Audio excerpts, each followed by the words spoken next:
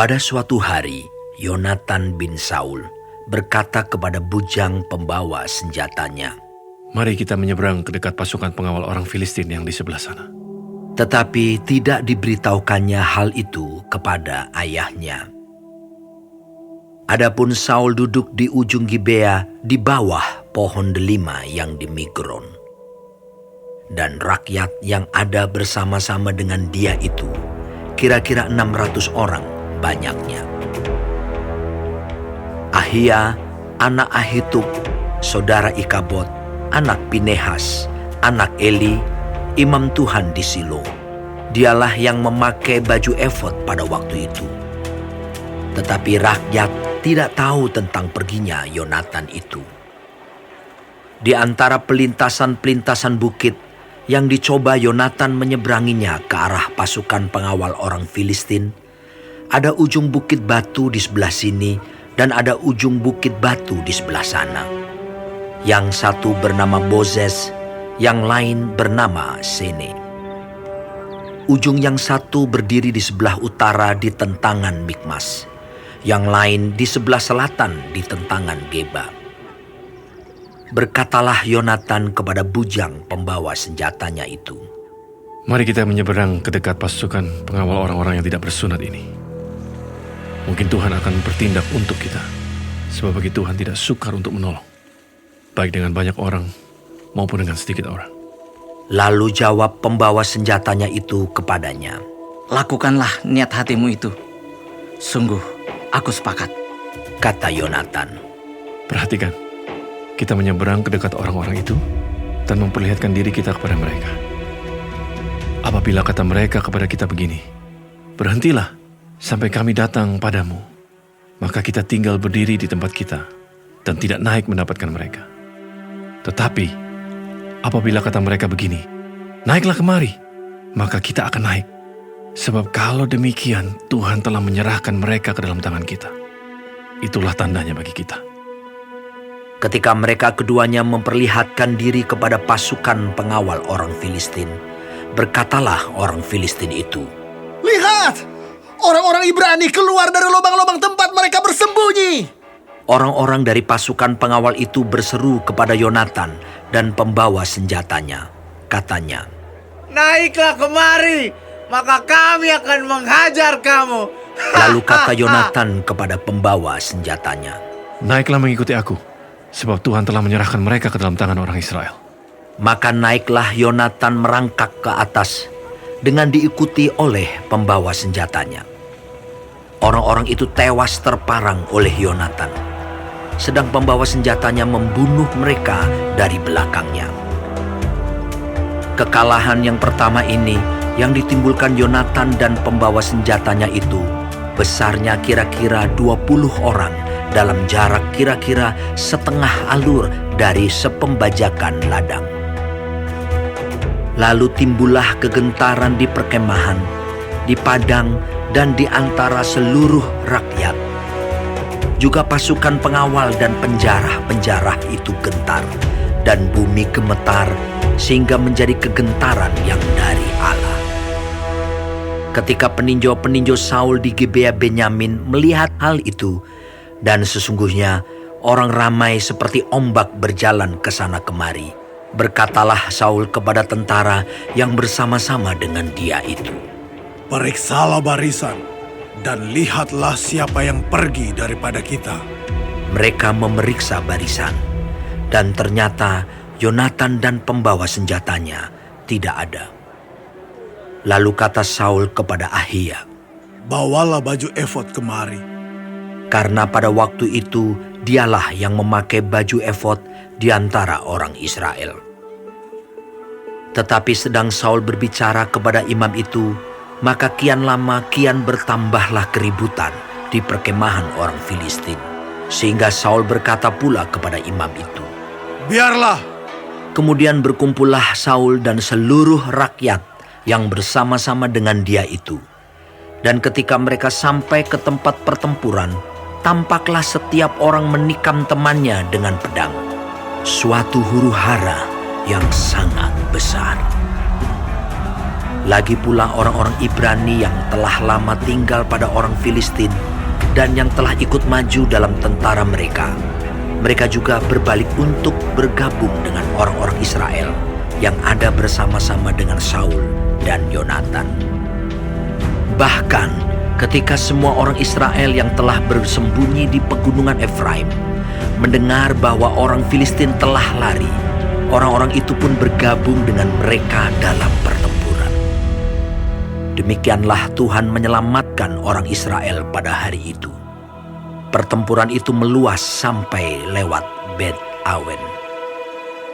Ketika orang-orang Israel terdesak pada hari itu, Saul menyuruh rakyat mengucapkan kutuk. Katanya, Terkutuklah orang yang memakan sesuatu sebelum matahari terbenam, dan sebelum aku membalas dendam terhadap musuhku. sebab itu tidak ada seorang pun dari rakyat yang memakan sesuatu. Dan seluruh orang itu sampailah ke suatu hutan, dan di sana ada madu di tanah. Ketika rakyat sampai ke hutan itu, tampaklah ada di sana madu meleleh, tetapi tidak ada seorang pun yang mencedoknya ke mulutnya dengan tangan, sebab rakyat takut kepada sumpah itu. Tetapi Yonatan tidak mendengar bahwa ayahnya telah menyuruh rakyat bersumpah. Ia mengulurkan tongkat yang ada di tangannya dan mencelupkan ujungnya ke dalam sarang madu. Kemudian ia mencedoknya ke mulutnya dengan tangan. Lalu matanya menjadi terang lagi. Dan seorang dari rakyat berbicara, katanya, Ayahmu telah menyuruh rakyat bersumpah dengan bersungguh-sungguh. Katanya, terkutuklah orang yang memakan sesuatu pada hari ini, sebab itu rakyat letih lesu. Lalu kata Yonatan, Ayahku mencelakakan negeri. Coba lihat bagaimana terangnya mataku setelah aku merasai sedikit dari madu ini.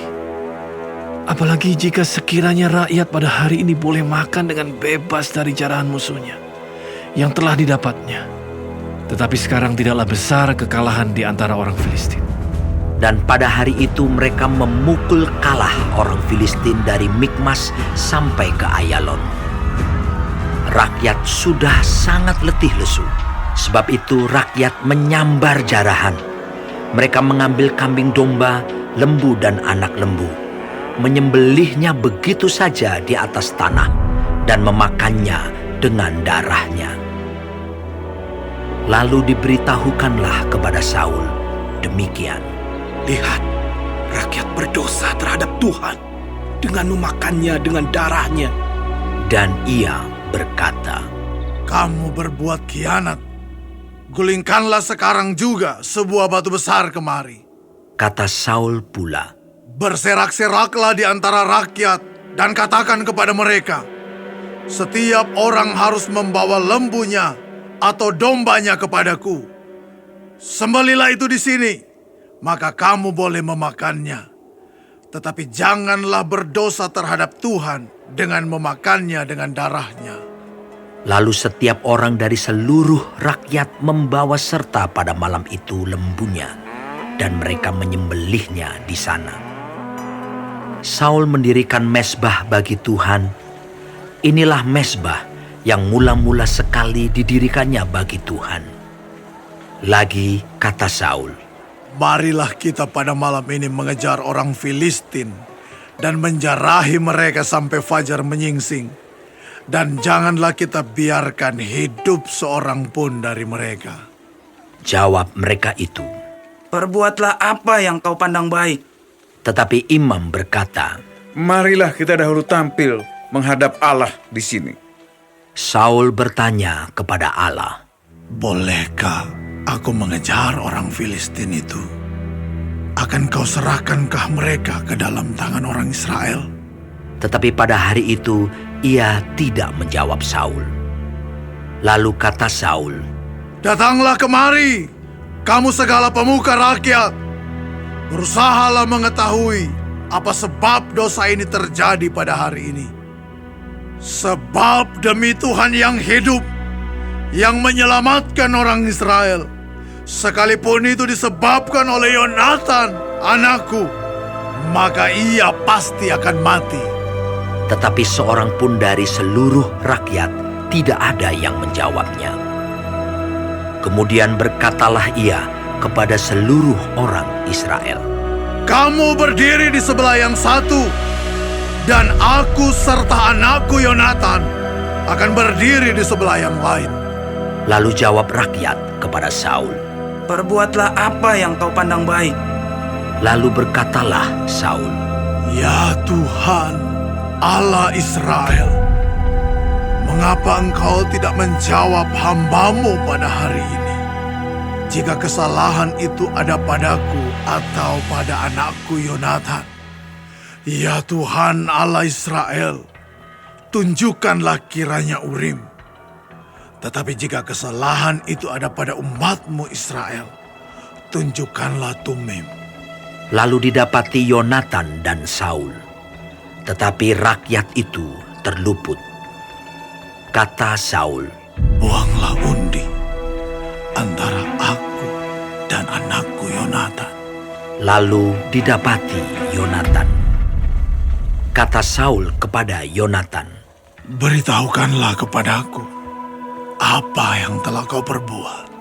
lalu Yonatan memberitahukan kepadanya.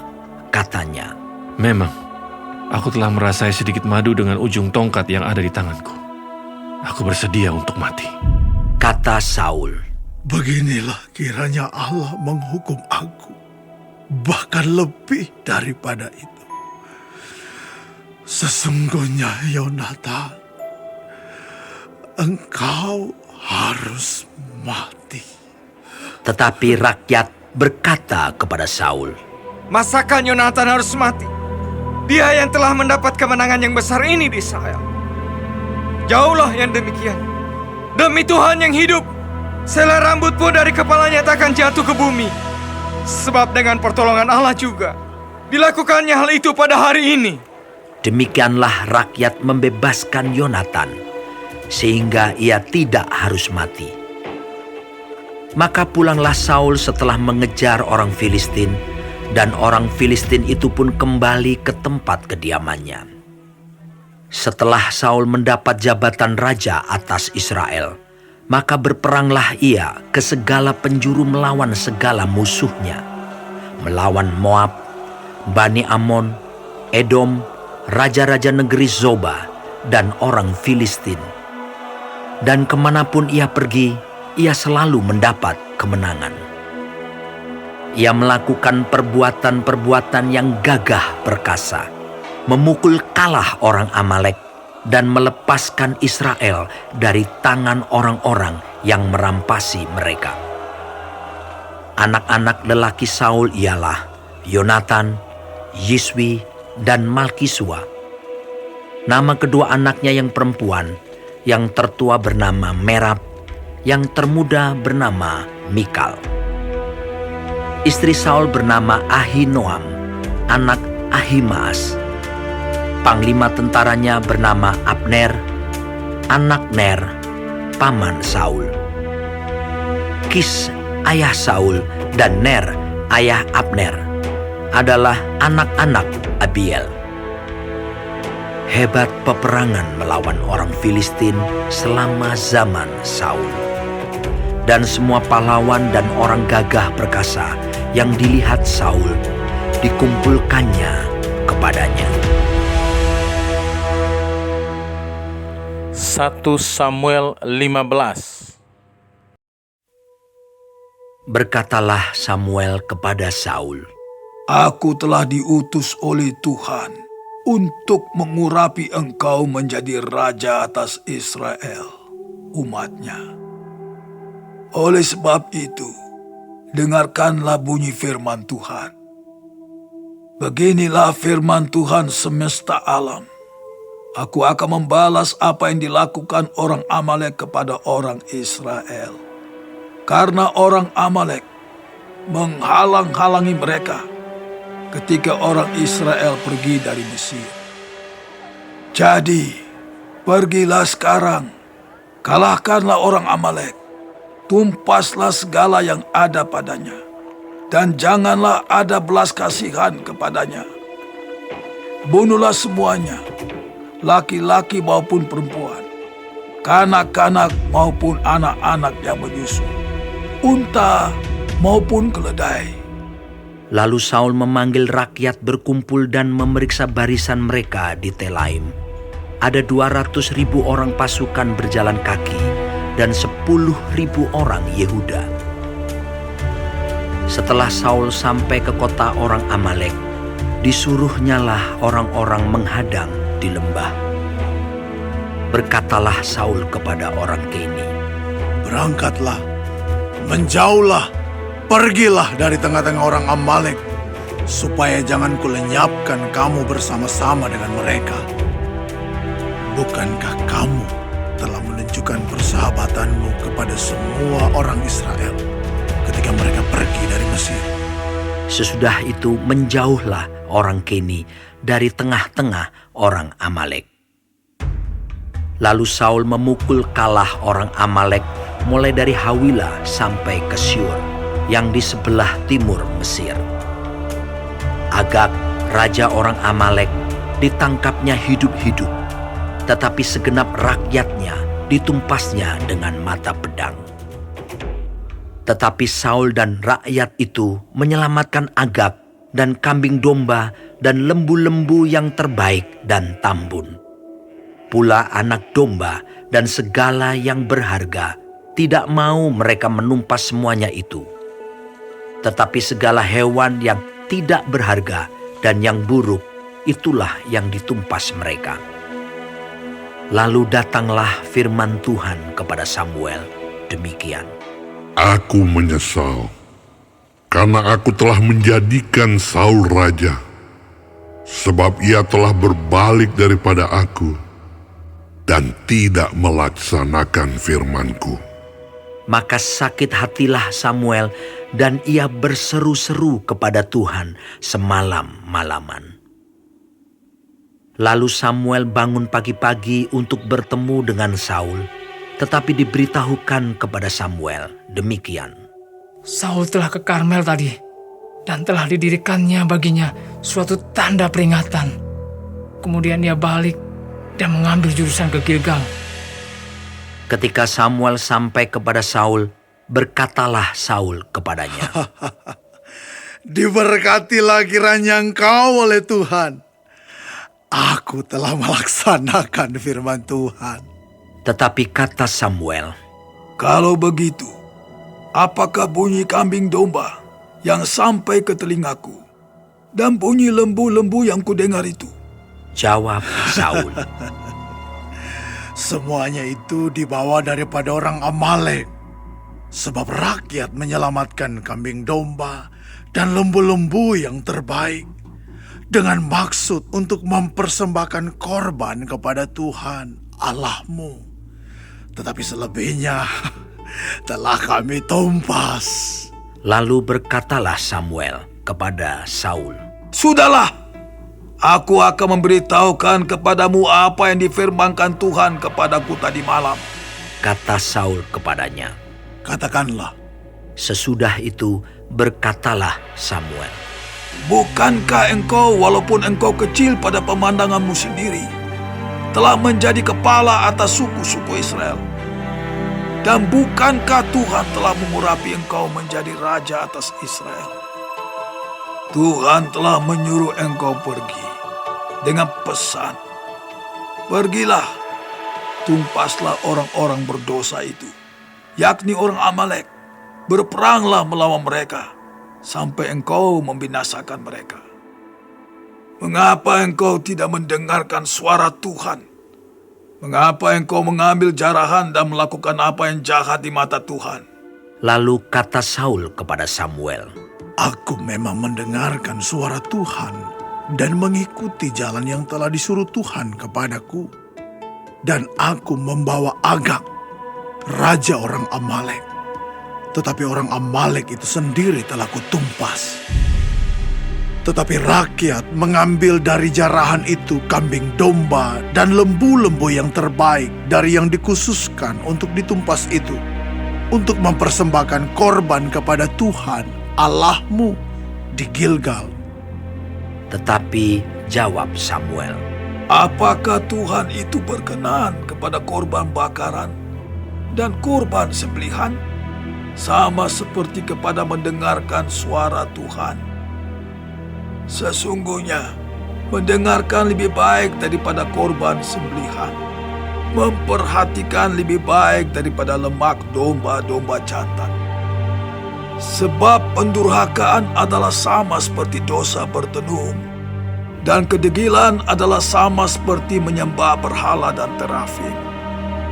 Karena engkau telah menolak firman Tuhan, maka ia telah menolak engkau sebagai raja. Berkatalah Saul kepada Samuel, Aku telah berdosa, sebab telah kulangkahi titah Tuhan dan perkataanmu. Tetapi aku takut kepada rakyat, karena itu aku mengabulkan permintaan mereka. Maka sekarang ampunilah kiranya dosaku. Kembalilah bersama-sama dengan aku, maka aku akan sujud menyembah kepada Tuhan. Tetapi jawab Samuel kepada Saul, Aku tidak akan kembali bersama-sama dengan engkau, sebab engkau telah menolak firman Tuhan. Sebab itu, Tuhan telah menolak engkau sebagai raja atas Israel. Ketika Samuel berpaling hendak pergi, maka Saul memegang punca jubah Samuel, tetapi terkoyak. Kemudian berkatalah Samuel kepadanya, Tuhan telah mengoyakkan daripadamu jabatan raja atas Israel pada hari ini, dan telah memberikannya kepada orang lain yang lebih baik daripadamu. Lagi sang mulia dari Israel tidak berdusta, dan ia tidak tahu menyesal, sebab ia bukan manusia yang harus menyesal. Tetapi kata Saul, Aku telah berdosa, tetapi tunjukkanlah juga hormat-Mu kepadaku sekarang di depan para tua-tua bangsaku dan di depan orang Israel. Kembalilah bersama-sama dengan aku, maka aku akan sujud menyembah kepada Tuhan Allah-Mu. Sesudah itu kembalilah Samuel mengikuti Saul, dan Saul sujud menyembah kepada Tuhan. Lalu berkatalah Samuel, Bawa kemari Agag, raja Amalek itu. Dengan gembira Agag pergi kepadanya, sebab pikirnya, Sesungguhnya, kepahitan maut telah lewat. Tetapi kata Samuel, Seperti pedangmu membuat perempuan-perempuan kehilangan anak, demikianlah ibumu akan kehilangan anak di antara perempuan-perempuan. Sesudah itu Samuel mencincang Agag Iya. di hadapan Tuhan di Gilgal. Kemudian Samuel pergi ke Rama, tetapi Saul pergi ke rumahnya di Gibea Saul. Sampai hari matinya, Samuel tidak melihat Saul lagi. Tetapi Samuel berduka cita karena Saul. Dan Tuhan menyesal karena ia menjadikan Saul raja atas Israel. 1 Samuel 16. Berfirmanlah Tuhan kepada Samuel, Berapa lama lagi engkau berduka cita karena Saul? Bukankah ia telah kutolak sebagai raja atas Israel? Isilah tabung tandukmu dengan minyak, dan pergilah. Aku mengutus engkau kepada Isai, orang Betlehem itu, sebab di antara anak-anaknya telah kupilih seorang raja bagiku. Tetapi Samuel berkata, Bagaimana mungkin aku pergi? Jika Saul mendengarnya, ia akan membunuh aku. Firman Tuhan, Bawalah seekor lembu muda dan katakan, Aku datang untuk mempersembahkan korban kepada Tuhan. Kemudian undanglah Isai ke upacara pengorbanan itu. Lalu aku akan memberitahukan kepadamu apa yang harus kau perbuat. Urapilah bagiku orang yang akan kusebut kepadamu. Samuel berbuat seperti yang difirmankan Tuhan, dan tibalah ia di kota Betlehem. Para tua-tua di kota itu datang mendapatkannya dengan gemetar dan berkata, Adakah kedatanganmu ini membawa selamat? Jawabnya, Ya, benar. Aku datang untuk mempersembahkan korban kepada Tuhan. Kuduskanlah dirimu dan datanglah dengan daku ke upacara pengorbanan ini. Kemudian ia menguduskan Isai dan anak-anaknya yang laki-laki dan mengundang mereka ke upacara pengorbanan itu. Ketika mereka itu masuk dan Samuel melihat Eliab, lalu pikirnya, Sungguh, di hadapan Tuhan sekarang berdiri yang diurapinya. Tetapi berfirmanlah Tuhan kepada Samuel, Janganlah pandang parasnya atau perawakan yang tinggi, sebab aku telah menolaknya. Bukan yang dilihat manusia yang dilihat Allah. Manusia melihat apa yang di depan mata, tetapi Tuhan melihat hati. Lalu Isai memanggil Abinadab dan menyuruhnya lewat di depan Samuel. Tetapi Samuel berkata, Orang ini pun tidak dipilih Tuhan. Kemudian Isai menyuruh Syama lewat. Tetapi Samuel berkata, Orang ini pun tidak dipilih Tuhan. Demikianlah Isai menyuruh ketujuh anaknya lewat di depan Samuel. Tetapi Samuel berkata kepada Isai, Semuanya ini tidak dipilih Tuhan. Lalu Samuel berkata kepada Isai, Inikah anakmu semuanya? Jawabnya, Masih tinggal yang bungsu, tetapi sedang mengembalakan kambing domba. Kata Samuel kepada Isai, Suruhlah memanggil dia, sebab kita tidak akan duduk makan sebelum ia datang kemari. Kemudian disuruhnyalah menjemput dia. Ia kemerah-merahan, matanya indah dan parasnya elok. Lalu Tuhan berfirman, Bangkitlah, urapilah dia, sebab inilah dia. Samuel mengambil tabung tanduk yang berisi minyak itu dan mengurapi Daud di tengah-tengah saudara-saudaranya. Sejak hari itu dan seterusnya berkuasalah roh Tuhan atas Daud. Lalu berangkatlah Samuel menuju Rama. Tetapi roh Tuhan telah mundur daripada Saul, dan sekarang ia diganggu oleh roh jahat yang daripada Tuhan. Lalu berkatalah hamba-hamba Saul kepadanya, Ketahuilah, roh jahat yang daripada Allah mengganggu engkau. Baiklah tuanku, menitahkan hamba-hambamu yang di depanmu ini mencari seorang yang pandai main kecapi. Apabila roh jahat yang daripada Allah itu hingga padamu, haruslah ia main kecapi, maka engkau merasa nyaman. Berkatalah Saul kepada hamba-hambanya itu, Carilah bagiku seorang yang dapat main kecapi dengan baik, dan bawalah dia kepadaku.